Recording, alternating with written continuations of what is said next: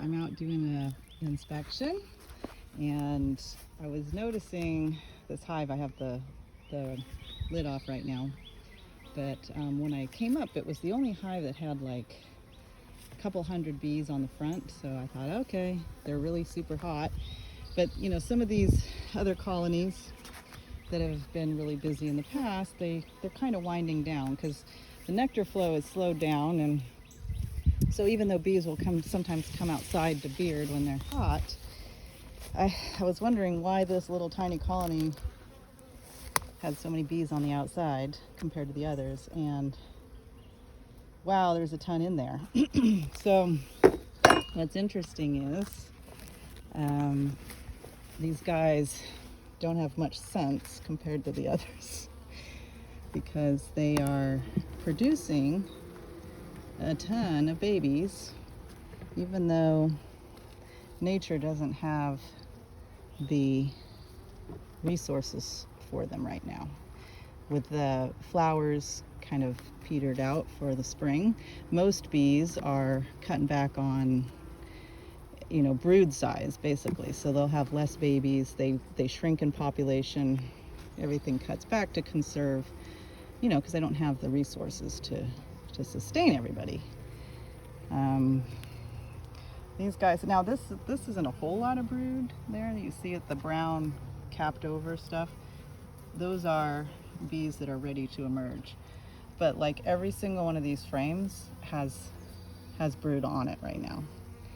So that, you know, that kind of says that they're not taking cues from the environment like most of my colonies are, and they're not slowing down.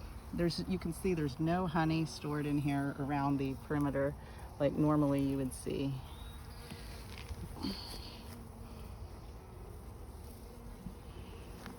And it's the inventory bees. I don't know what they call them, but there's bees that are kind of in charge of inventory, and they will let the other bees know what they need. Like if we need more pollen for protein, they'll let the foragers know they need pollen. If they need more carbohydrates, they'll request, in a sense, more nectar. So and then the queen, if she's laying too many eggs, they'll cannibalize the eggs to slow things down so they don't have as many babies to take care of. And there's a ton, you can't really see in this lighting, but there's a ton of larvae in here that they're feeding. So they have not been cannibalizing the eggs. There's a couple of cells here and there that you can see that are shiny. Those have nectar, have the carbs. The yellow cells have the pollen, which is the protein to feed the brood. But yeah, these bees are basically using the nectar and resources as fast as it's coming in, and they're still producing more young. So these just aren't they're just, somebody's not doing their job. So that's all I can say. So tomorrow I am going to be coming back out in the morning, I guess now, before work to feed them because they are critically low on carbs, because everybody needs those. They use the pollen mainly to feed the babies, and so if they don't have the pollen, they can't feed them and they won't make more, but without the nectar, everybody will suffer. So you can see these bees are very light yellow. Well, they're a pretty golden color. So these are mostly Italian bees.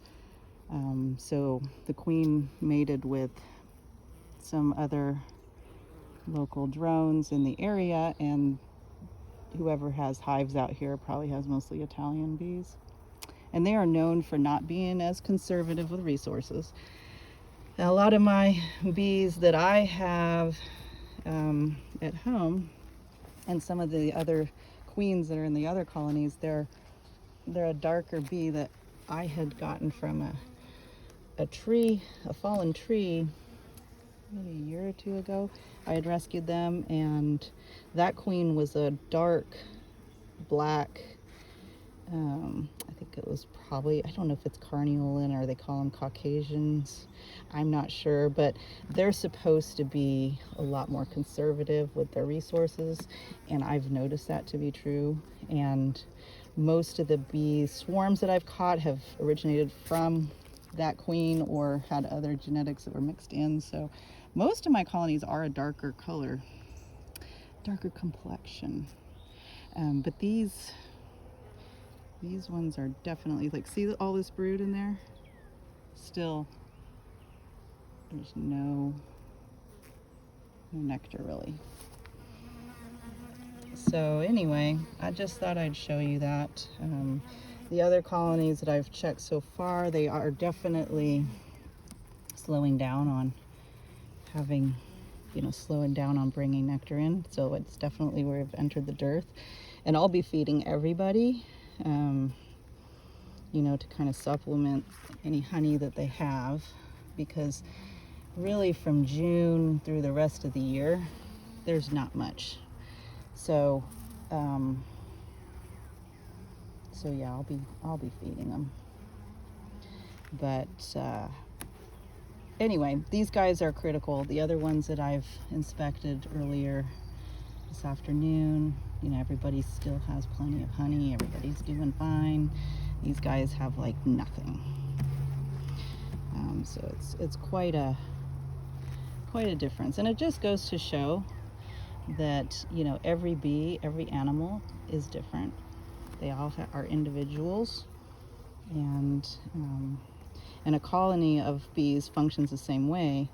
Even though they function as a group, there's different temperaments and, I guess you could say, talents that they have as a group, and others don't have that. And so this is why these guys probably wouldn't do well in the wild on their own, because they aren't talented in observing what's going on in the wild and adjusting accordingly. So I'm here to help them out. That's what a beekeeper does.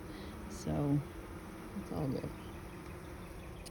Anyway, got 2 more back there, and I've got these. I'm going to do some mite treatments this afternoon also.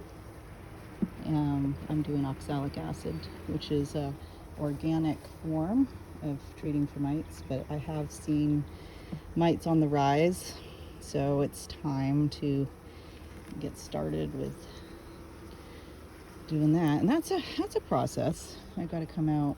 I should be out here every 4 days to do the treatment repeatedly for maybe 4 or 5 times in a row, but I tend to not really be able to do that. So I'll come out like once a week, provided the weather allows it, and I will treat them once a week for a while. All right, so here's an example of a brood frame that has all capped brood on it. And so this queen's also busy laying, but you can see that there's capped honey. You can kind of see down in between the frames, that white stuff, that's honey. So they have supplies in order to do this. They can afford to make that many babies. So just wanted to show you. Okay, so here is another colony. This was the one on the far end. And they have been really successful. You can see all this nectar shining here. So they are, they're well supplied. They have some pollen there around the edge. And then in the very middle, there's some larvae that hasn't been capped yet. And there's a couple capped ones there. So you can see that, even though these guys have a lot of nectar, they're still, they're a little more conservative with the brood. There is some capped, you can see the capped frame down there. So they have other frames that have more brood. But they have the resources to do it. And I was going to also show you the color of the bees. You can see that there's a golden one, kind of like an Italian bee running around there. But you can also see some that are more like, they look like they're black and white striped, kind of. And those are the darker complexion ones I was telling you about. And a queen, which when she goes out on her mating flight, it's something she does, you know, at the beginning of her monarchy, I guess you could say. She does 1 or 2 mating flights, or 3 maybe, you know, in consecutive days, and that's all she'll do for the rest of her life. And she'll mate with multiple drones, and so some of them come, you know, like they're like basically all of her daughters here, who are the worker bees, are going to have her genetics plus the genetics of whatever drones she mates with. So some bees are going to be, you know, maybe Italian, and some are going to be the darker Caucasian or Carniolan bees. That's why, you know, genetics with bees, it's super difficult, because you aren't controlling the, you know, you can't control the genetics completely. You can only control the genetics of the queen, not the genetics of who she's mating with, because they'll fly for miles around and mate with different drones. So unless you own all the beehives within the area and control where she can fly to, you really don't have a whole lot of control, other than to saturate the area with the genetics that you want and hope that other beekeepers are doing the same. So, which you can't do. So it's interesting, you know. There's a pretty dark one there right in the middle.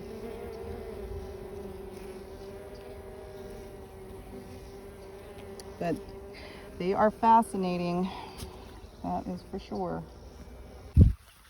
Beekeeping notes here. So this hive is potentially queenless.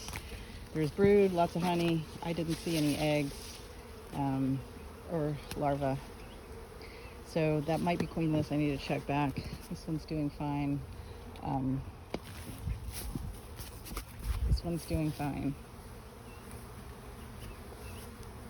Oh, I forget what the situation is here. Oh yeah, these guys have a swarm cell. I didn't see a queen, but there is eggs and young larvae. They're doing fine. That colony needs food bad. These guys are doing fine. I need to bring food to everybody, really, just to make sure that they're well sorted out for the summer. I need to do mite treatment as well. So since I'm coming back in the morning to feed these guys the Num Nuggets, I should do an oxalic acid treatment on everybody while we're here. Oh, it's a hot day. But anyway, successful day with the bees. I feel like, you know, overall they're doing really well. I have some work to do. I'll be back tomorrow to give them some more food. Do probably oxalic acid mite treatment, and anything else. Might do some pruning, get some of the blackberry bushes trimmed back. But yeah, it's good. I'm happy to see that they're doing well. It was such a rough fall that I had last year, and so I really want to make sure that that they're well fed going into this fall, because I think that that was something maybe I had underestimated and not given them enough food. And I'm about to take a big road trip in like another month, and so I want to make sure that the bees you know, have everything that they need while I'm gone, because that's when things can get pretty tough, and we've got to set them up for the winter before that happens. And that's usually what we do in the fall, which is, you know, when I'm going to be gone. So anyway, thanks for watching. Have a great day.